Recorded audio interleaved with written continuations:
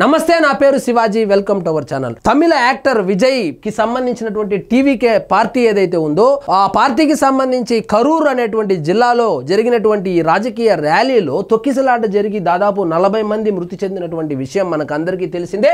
50 మందికి పైగా ఇంకా ఆసుపత్రిలో చికిత్స పొందుతున్నారు. వీళ్ళకి తమిళనాడు ముఖ్యమంత్రి గారు 10 లక్షల రూపాయలు ఆర్థిక సహాయం ఎక్స్గ్రేషియా అయితే ప్రకటించారు. విజయ్ 20 లక్షల రూపాయలు ప్రకటించారు. అదేవిధంగా 2 లక్షలు పరిహారాన్ని కేంద్ర ప్రభుత్వం నరేంద్ర మోడీ గారి నేతృత్వంలోని కేంద్ర ప్రభుత్వం కూడా నష్టపరిహారాన్ని అయితే ప్రకటించడం జరిగింది. మరి నష్టపరిహారాన్ని ప్రకటించారే కానీ ఈ చనిపోయినటువంటి 40 మంది కుటుంబాలకు తిరిగి ఆ ప్రాణాలను ఎవరైనా తీసుకొని రాగలుగుతారా?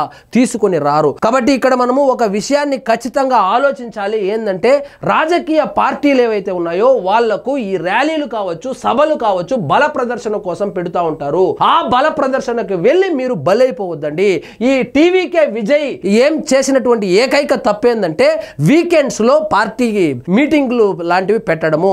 వీకెండ్స్ లో మీటింగ్ పెట్టడం వల్ల, శనివారం సాయంత్రం పెట్టడం వలన, అందులోనూ 5 గంటలు లేటుగా రావడం వలన ఆ కార్యక్రమానికి అధిక సంఖ్యలో మహిళలు కావచ్చు, చిన్న పిల్లలు కావచ్చు, స్వతహాగా ఆయన హీరో కాబట్టి ఆయన్ని చూడడానికి ఎగబడి వెళ్ళడంతో అప్పటికే 5 గంటల సమయం వేచి ఉండడము, ఎండ తీవ్రత కూడా ఎక్కువగా ఉండడము. అదేవిధంగా ఈ టీవీకే అనేది కొత్త పార్టీ, డిఎంకే పార్టీకి సంబంధించి టీవీకే వాళ్ళు ఏమంటున్నారు, సరైనటువంటి రక్షణ ఇవ్వలేదు కాబట్టి, పోలీసుల వైఫల్యం కాబట్టి తొక్కిసలాట జరిగిందని వాళ్ళు చెబుతారు. అధికార డిఎంకే వాళ్ళు ఏం చెప్తారంటే విజయ్ పార్టీదే తప్పు, వాళ్లకు సంస్థాగతంగా సరైనటువంటి నాయకులు లేకపోవడము, అదేవిధంగా ఈయన వీకెండ్స్ లో ఒక జిల్లా మొత్తానికి ఒక పాయింట్ పెట్టుకొని ఆ జిల్లాలోని ఇతర నియోజకవర్గాల అన్ని నియోజకవర్గాల నుంచి జన సమీకరణ చేసుకొని బల ప్రదర్శనకు దిగుతా ఉన్నాడు.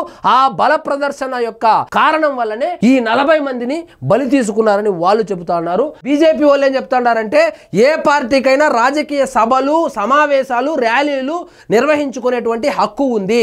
వాళ్లకు అక్కడ అటెండ్ అయ్యేటువంటి వాళ్లకు భద్రత ఇవ్వాల్సినటువంటి బాధ్యత మాత్రము ప్రభుత్వానిదే. కాబట్టి ఖచ్చితంగా డిఎంకే పార్టీదే తప్పు. డిఎంకే వాళ్ళు కావాలనే సరైనటువంటి భద్రత ఇవ్వకపోవడం వలన ఈ తొక్కిసలాట జరిగిందని వాళ్ళు చెబుతా ఉన్నారు. సో ఏ పార్టీ ఏం మాట్లాడినా కూడా ఈ జనాలు ఎవరైతే ఉన్నారో వాళ్ళు ఖచ్చితంగా గుర్తుపెట్టుకోవాల్సింది, ఇలాంటి సభలకు, సమావేశాలకు చిన్నపిల్లలను పంపించకూడదు, మహిళలను పంపించకూడదు. ఎందుకంటే వీళ్ళు బల ప్రదర్శన చేసేటువంటి నెపంతో టీవీకే విజయ్ మీద ఉన్నటువంటి ఈర్ష్య కావచ్చు, లేకపోతే రాజకీయాల్లో ఇవన్నీ సర్వసాధారణం. వాళ్ళు కావాలనే ఆయన అడిగినటువంటి ప్లేస్ ఇవ్వకపోవడము, అదేవిధంగా ఆయన అడుగుతా ఉన్నంత సెక్యూరిటీ కల్పించకపోవడము, ఇవన్నీ రాజకీయాల్లో భాగమే. కాబట్టి వాళ్ళ రాజకీయ క్రీడలో సాధారణ ప్రజలు, ముఖ్యంగా చిన్న పిల్లలు మరియు మహిళలు బలైపోతా ఉన్నారు. రాజకీయ పార్టీలు ఏవైనా కూడా వాళ్ళు ఇలాంటి సభలు, సమావేశాలు, ర్యాలీలు పెట్టేది బల ప్రదర్శన కోసమే. కాబట్టి ఇంట్లో ఉన్నటువంటి పెద్దలు ఎవరైతే ఉన్నారో వాళ్ళు విజ్ఞతతో ఆలోచించి ఇలాంటి రాజకీయ ర్యాలీలకు చిన్న పిల్లలను, ఆడవాళ్లను దూరంగా ఉంచడం మంచిది. మనం ఆంధ్రప్రదేశ్లో కూడా ఒక సంఘటన చూసాము. జగన్మోహన్ రెడ్డి గారి వాహనము ఒక అభిమాని తల మీద వెళ్ళి అతను కూడా మరణించడం చూసాము. కాబట్టి ఇలాంటి బల ప్రదర్శనలకు, ఇలాంటి రాజకీయ ర్యాలీలకు కొంచెం దూరంగా ఉండండి. ఎందుకంటే క్షేమంగా తీసుకొని వెళ్తారా కానీ క్షేమంగా తీసుకొచ్చి మళ్ళా ఇంటి దగ్గర వదలరు.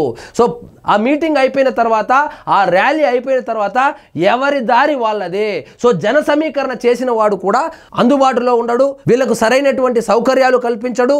అదేవిధంగా తీసుకొని వెళ్ళేటప్పుడు వాహనాల్లో తీసుకొని వెళ్తారే కానీ తీసుకొని రావడానికి వాళ్ళంతా ఇంట్రెస్ట్ చూపించరు. కాబట్టి దయచేసి ఇలాంటి సభలు, సమావేశాలు నిర్వహించేటప్పుడు లేదా అక్కడ హాజరయ్యే వాళ్ళు నిజంగా అక్కడ కనీస సౌకర్యాలు ఉంటేనో, కనీస భద్రత ఉంటేనో అటెండ్ అవ్వాలి.